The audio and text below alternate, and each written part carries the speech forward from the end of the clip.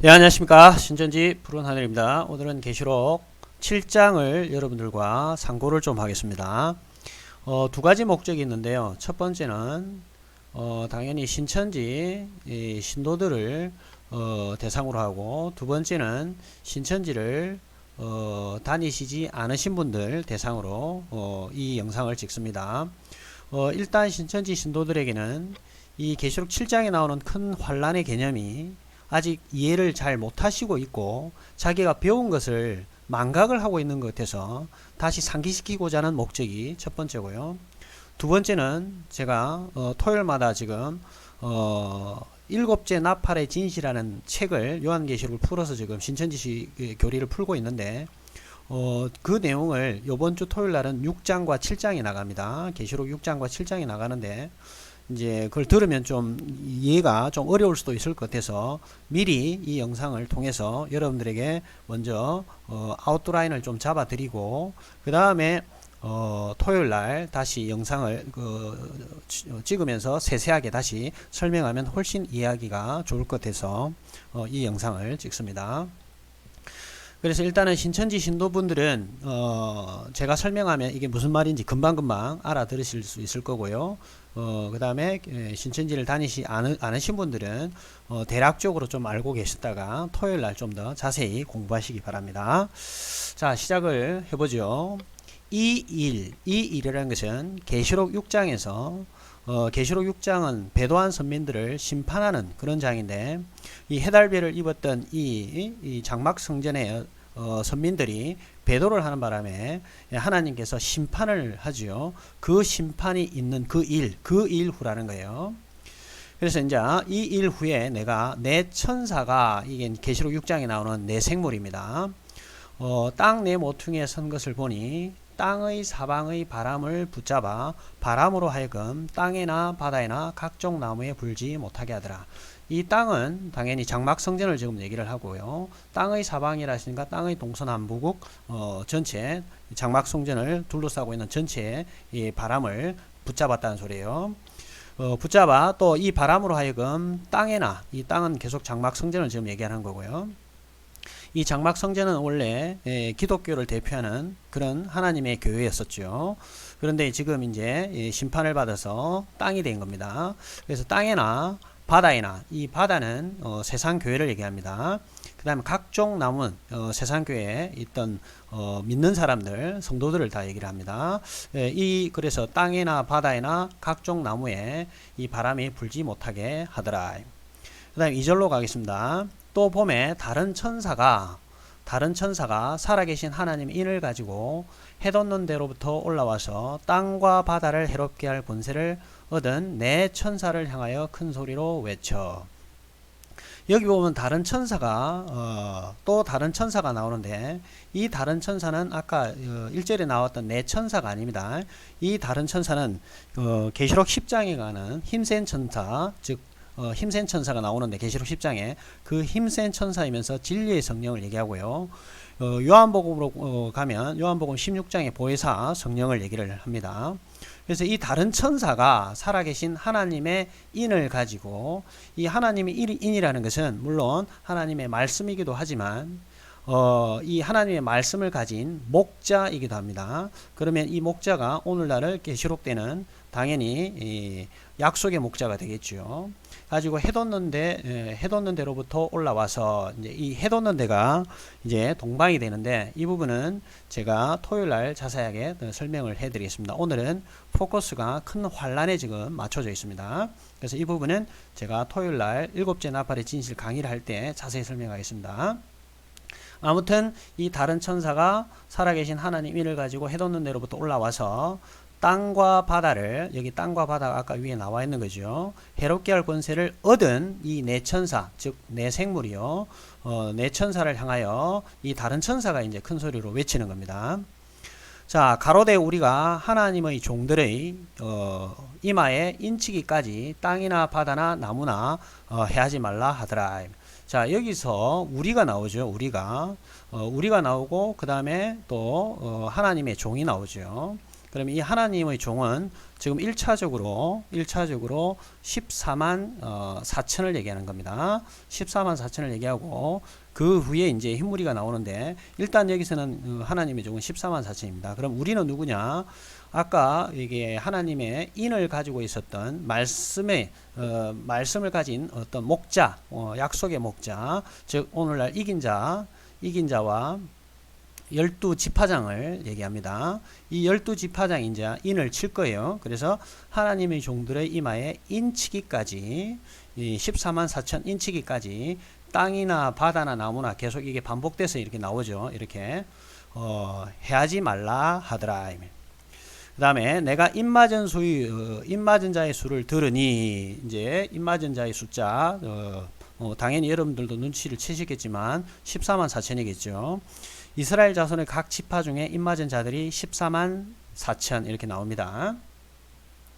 자, 그래서 5절, 6절, 7절, 8절은 14만 4천, 14만 4천을 지금 얘기를 하는 거고, 각 지파마다 1만 2천씩, 1만 2천, 1만 2천, 1만 2천, 1만 2천, 1만 2천, 1만 2천, 1만 2천, 1만 2천, 1만 2천, 1만 2천, 1만 2천 이런 식으로 이제 해가지고 각 지파마다 1만 2천을 해서 14만 4천을 이제 인을 치는 겁니다. 요 부분 내용도 요한계시록 7째 나팔의 진실 토요일 할 때 좀 더 제가 자세히 좀 말씀을 드리겠습니다.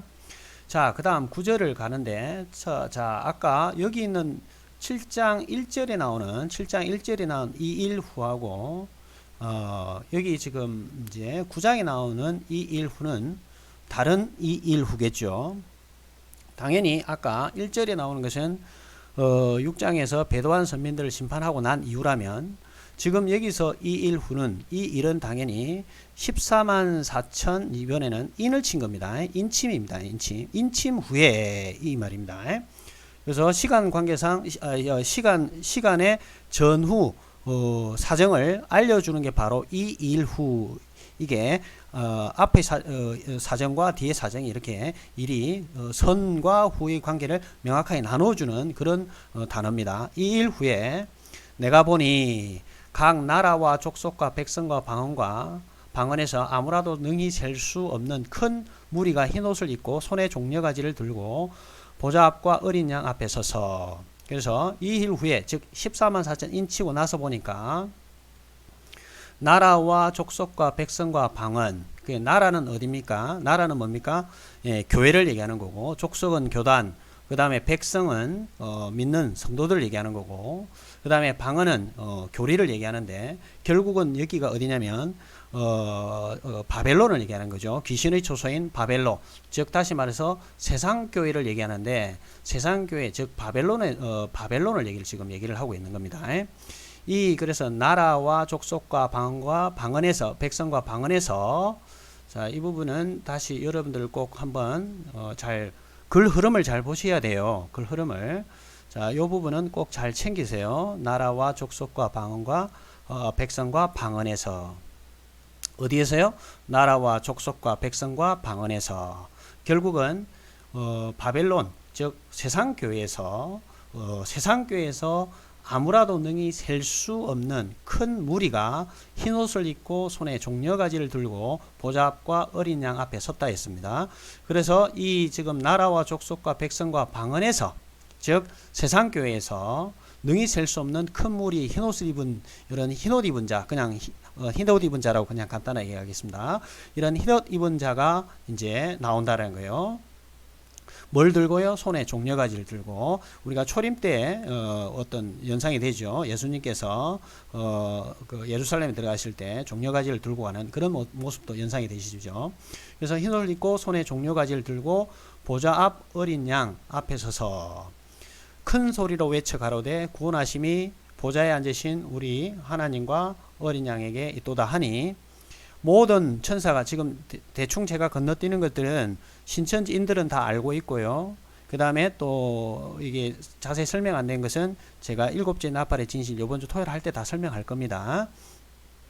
그래서 큰 소리로 외쳐 가로되 구원하심이 보좌 앞에 앉으신 우리 하나님과 어린 양에 있도다 하니, 모든 천사가 보좌와 장로들과 내 생물 주위에 섰다가 보좌 앞에 엎드려 얼굴을 대고 하나님께 경배하며 가로되 아멘. 찬송과 영광과 지혜와 감사와 존귀와 능력과 힘이 우리 하나님께 세세토록 있을지어다. 아멘 하더라. 그 다음에 13절을 이제 잘 보겠습니다. 장로 중에 하나가 응답하여 내게 이르되 이 흰옷 입은 자들이 누구며 또 어디서 왔느뇨? 이렇게 원래는 이렇게 물음표가 있습니다. 우리가 개역 한글에는 이렇게 물음표가 없지만 쉬운 성경이나 이런 거 보면 물음표가 다 붙어 있습니다. 그래서 쉬운 성경들이 이해하기가 쉽고요. 개역 한글이 오해의 소지들이 많이 있습니다. 이런 느낌표, 마침표, 이런 물음표 이런 것들이 없다 보니까 조금 이해가 안 되는 부분인데 이거는 물어보는 말이에요. 그죠? 장로 중에 하나가 응답하여 내게 이르되 이 흰옷 입은 자들은 누구며 또 어디서 왔느냐 이렇게 물어보죠. 그러면 여기서 우리가 알 수 있는 게 아까 9절에서 보시면 이후에 내가 보니 나라와 족속과 백성과 방언에서 아무라도 능히 셀 수 없는 큰 무리가 흰옷을 입고 종려가지를 들고 보좌 앞과 어린 양 앞에 섰다 했죠. 그러면 여기 있는 흰옷 입은 자들은 당연히 나라와 족속과 백성과 방언에서 나오는 그러한 큰 무리의 흰옷을 입은 자들이라는 거예요. 어디서 나왔다는 걸 알 수 있어요? 나라와 족속과 백성과 방언이니까 우리가 우리 신천지인들 여러분 배울 때 이걸 뭐라고 했어요? 귀신의 초소, 귀신의 초소 바벨론이고 세상교회라고 우리가 배웠습니다. 그럼 이 사람들은 어디서 나왔냐면 당연히 이 흰옷 입은 자들은 세상교회에서 나오는 겁니다. 그래서 이제 장로가 이렇게 물어보니까 누구며 어디서 왔느냐 이 내용을 우리 신천지인들은 이 흰옷 입은 자들은 그런 세상교회에서 나왔다는 것을 다 배웠습니다. 자, 그 다음에 내가 가로되 내 주여 당신이 알리이다 하니 그가 나더러 이르되 이는 큰 환난에서 나오는 자들인데 어디서 나왔다고요? 큰 환난에서 나오는 자들인데 어린 양의 피에 그 옷을 씻어 희게 하였느니라. 이 부분은 다시 정리하겠습니다. 상당히 중요한 부분이죠. 이제 요 개념이 우리 신천지인들이 개념이 이해 안 잡히면 이제 따로 국밥으로 놀게 되는 이제 이상한 현상이 생기는데 아까 지금 흰옷 입은 무리가 나라와 족속과 백성과 방언에서 나온다 했어요. 그래서 이거를 재차 장로 중에 하나가 이제 얘기를 하죠. 이 흰옷 입은 자들이 누구며 어디서 왔느냐? 그러면 우리가 여기서 당연히 이 나라와 족속과 백성과 방언에서 왔다라는 것을 우리가 알 수가 있고요. 그 다음에 이걸 다시 재차 확인하는 게 14절이 내가 가로되 내 주여 당신이 알리이다 하니 그가 나더러 이르되 이는 누구겠어요? 당연히 흰옷 입은 자들이겠죠. 큰 환난에서 나오는 자들입니다. 그러면 이 큰 환난에서 나오는 자들이 누구냐? 바로 나라와 족속과 백성과 방언에서 나오는 흰옷 입은 자들이고 이 자들이 바로 큰 환난에서 나온다는 거예요. 그럼 이 큰 환난은 어디서 일어나야 되는 겁니까? 큰 환난은 당연히 세상교회, 바벨론 교회에서 일어난 큰 환난이 되는 겁니다. 나오는 자들인데 어린 양의 피에 그 옷을 씻어 희게 하였느니라. 그래서 이 큰 환난에 즉 세상교회에서 나온 큰 환난 속에 나오는 이 흰옷 입은 자들이 예수님의 말씀으로 씻음을 받아 즉 오늘날 우리 실상의 복음을 듣고 그 다음에 세마포에 옷을 빨아입고 그렇게 깨끗한 옷을 입고 씻어서 희게 되었다는 겁니다. 그래서 결국은 이 지금 이렇게 연결됩니다. 이 흰옷 입은 자들은 나라와 족속과 백성과 방언에서 나왔고 이들은 다시 말해서 큰 환난에서 나온 자들인데 이 큰 환난은 세상교회에 부는 그런 큰 환난에서 나오는 자들이고 이들이 바로 어린 양의 피, 즉 오늘날 신천지 예수교 증거장막에서 나오는 복음의 말씀, 실상의 계시의 복음의 말씀을 듣고 그 옷을 씻어 희게 되었다는 그런 의미가 되겠습니다. 자, 그 다음에 그러므로 그들이 이제 하나님의 보좌 앞에 있고 또 그의 성전에 그러므로 그들이 이때 이제 그들은 당연히 이제 아까 인쳤던 14만 4천 플러스 이제 흰무리가 되는 겁니다. 이 흰무리 그들이 하나님의 보좌 앞 여기에서 이제 하나님의 보좌 앞이라 했지만 하늘의 그 영계의 보좌가 오늘날 이 땅에 신천지에 이미 내려왔기 때문에 하늘에 이룬 것 같이 하늘에서 이룬 것이 땅에서도 이루어지듯이 그 영계 보좌가 이 땅 우리 신천지에 내려왔기 때문에 이 하나님의 보좌 앞이라는 건 우리 신천지 예수교 증거 장막 성전이라고 보셔도 되겠습니다. 또 그의 성전에 밤낮 하나님을 섬기는 보좌에 앉으신 이가 그들 위에 장막을 치는 거예요. 그들은 그러면 14만 4천 플러스 이제 흰무리가 되는데, 자, 여기서 여러분들이 주목을 하셔야 되는 게 뭐냐면 이 큰 환난이 세상교회에 부는 큰 환난이었습니다. 그래서 이거를 신천지 강사들도 큰 환난은 종교 세계에 부는 그런 큰 바람, 큰 환난이라고 얘기를 가르쳤고, 이만희 총회장도 큰 환난은 저 바벨론 세계, 세상교회, 우리 주수밭, 여기에 큰 환난이 분다고 틀림없이 그렇게 가르쳤습니다. 그런데 지금 이만희 총회장은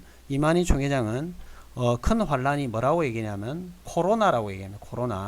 코로나라고 얘기하는데, 이 신천지에서 우리가 말씀을 이렇게 배웠었을 때는 이 큰 환난을 어떻게 얘기하냐면 바람이 세상 교회에 분다, 이렇게 얘기를 하면서 큰 환난이 온다고 얘기를 했었습니다. 그런데 사실은 이게 알고 보니까 이제 바람이 아니고 바람이 질병이었죠. 질병이 지금 큰 환난인데, 우리가 여기서 생각하셔야 될 게, 신천지인들 우리가 배울 때는 이 큰 환난이 전부 다 세상교회에 분다라고 이렇게 배웠습니다. 자, 그런데 지금 이 큰 환난이 세상교회에만 불었습니까? 아니죠. 세상교회뿐만이 아니고 믿지 않는 일반 사람들에게도 지금 일반인들에게도 지금 이 코로나가 퍼지고 있습니다. 확산이 됐고 고통을 받고 있습니다. 그런데 여기서 더 충격적인 건 뭐냐면, 분명히 아까 14만 4천 인친 그 사람들은 환난을 겪지 않았어야 되겠죠. 왜냐하면 여기 분명히 이렇게 되어 있어요. 가로되 우리가 우리 하나님의 종들의 이마에 인치기까지 땅이나 바다나 나무나 해하지 말라고 했습니다. 분명히 해하지 말라 했기 때문에 입맞은 자 14만 4천은 해를 입지 말아야 됩니다. 그죠? 자, 그런데 이 큰 환란이 왔었을 때, 코로나가 왔었을 때, 이만희 총회장이 분명히 큰 환란이 코로나라 했었기 때문에 큰 환난이 세상교회만 온 게 아니고 일반 교회도 큰 환란이, 즉 코로나로부터 어려움을 겪었던 게 아니고 이 사람들만 겪었던 게 아니고 일반인도, 세상 교회를 믿지 않는 사람들도 코로나를 겪었습니다. 그런데 여기서 더 충격적인 것은 뭐냐면, 신천지도 코로나로부터 엄청난 피해를 데미지를 입었다라는 거예요. 이런 코로나 사태를 통해서 신천지 신도들이 거의 10만 명 가까운 사람들이 지금 통계상으로 지금 탈출한 것처럼, 신천지를 나간 것처럼 이렇게 보입니다. 그럼 이 큰 환난은 이만희 씨가 주장했던, 그리고 신천지 강사가 가르쳤던 세상교회만 부는 그런 바람이 아니었다는 거예요. 그래서 여기서 우리가 알 수 있는 것은 이만희 총회장이 계시록 4장 5장에 영계에 올라가서 이 계시를 받고 내려왔다면 틀림없이 이 환난이 이 세상 교회만 부는 바람이 아니고, 또 일반인들 대상으로 한 것도 아니고, 또 신천지인들까지 이 새 존재까지 다 몰려오는 그런 큰 환난이었다는 것을 알고 있었어야 되겠죠. 그런데 이만희 총회장은 이 큰 환난이 세상교회만 본다고 했다가 나중에 심지어 신천지까지 더 큰 데미지를 입는 그런 환난이 되었습니다. 이 환난은 신천지에서는 불어서는 안 되는 그런 환난입니다. 왜냐하면 여기 아까 사절에 분명히 이마에 인치기까지 해하지 말라고 그랬습니다. 그러면 14만 4천이 이만희 총회장이 큰 환난이라 얘기를 했었을 때는 이미 14만 4천이 인을 맞았어야 되겠죠. 그러면 이 14만 4천에 해당하는 신천지 천년성 안에는 해를 입지 말아야 됩니다. 그런데 오히려 세상교회가 코로나가 터지면서 신천지가 피해를 입으니까 오히려 더 좋아하는 이런 일이 생겼어요. 그리고 신천지가 어떤 집단인지 교회를 다니지 않고 예수님을 믿지 않는 이런 사람들도 신천지가 어떤 집단인지 오히려 더 정체가 드러나게 되는 그런 큰 환란이 되어버린 겁니다. 그러니까 이만희 씨가 영계에 올라가서 봤다라는 그런 계시라는 게 사실은 거짓말일 가능성이 크고 조작을 했을 가능성이 크고 성경을 짜집기 하기 위해서 했던 겁니다. 이만희 씨가 계시를 받은 사람인지 아니면 이 사람이 진실한 사람인지를 알 수 있는 것은 이만희 씨가 했던 말이 맞아야 되겠죠. 최소한 성경을 근거로 얘기했던 내용은 맞아야 됩니다. 그런데 이만희 씨가 지난 신천기 37년 동안 배우고 가르쳤던 이 큰 환란이 세상교회라고 가르쳤는데 알고 보니까 이게 세상교회만 부는 게 아니고 오히려 이 코로나가 일반인들 뿐만 아니라 더욱더 심각하게 신천지에게 데미지를 입혔고 신천지가 지금 오히려 더 큰 환란을 겪고 있는 그런 상태입니다. 이만희 씨 같은 경우는 법정에 불려다니며 공금횡령으로 여러 가지 문제도 생기고 하는 이런 일들이 생겼죠. 그래서 이만희 씨가 얘기했던 큰 환란이 이 세상교회에서 부는 그런 바람이 아니었고 알고 보니까 질병이었으며 이 큰 환란이 신천지 입장에서 얘기하는 겁니다. 질병이었으며 또 이게 세상교회만 부는 게 아니고 신천지에 오히려 더 큰 데미지를 입혔던 그런 환란이 돼버린 겁니다. 그러니까 이만희 씨가 처음에 얘기했던 계시를 받아서 했던 이런 내용들이 이 환란이 큰 환란이 엉터리였다라는 것이 백일하에 사실은 드러난 겁니다. 요걸 신천지 신도들은 요걸 지금 이해를 못하고 있다. 그리고 자기가 배운 것에 대한 개념이 정립이 안 돼 있다. 이런 생각이 들어서 여러분들에게 좀 다시 한번 상기시키고자 하는 목적으로 제가 여러분들에게 알려드렸습니다.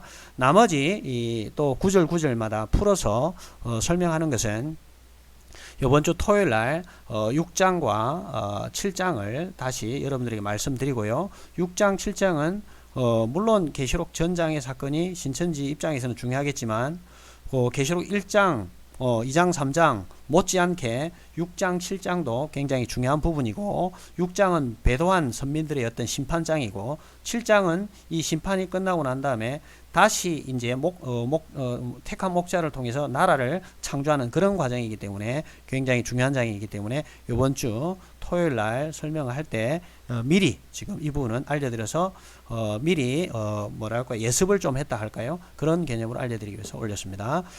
이 영상을 보고 계시는 신천지인들이 계신다면 자기가 배웠던 교리를 정확하게 선명하게 이왕 공부를 하더라도 정확하게 공부를 하시라고 좀 알려드리고 싶습니다. 자, 이상 여기까지 하고 마치겠습니다. 감사합니다.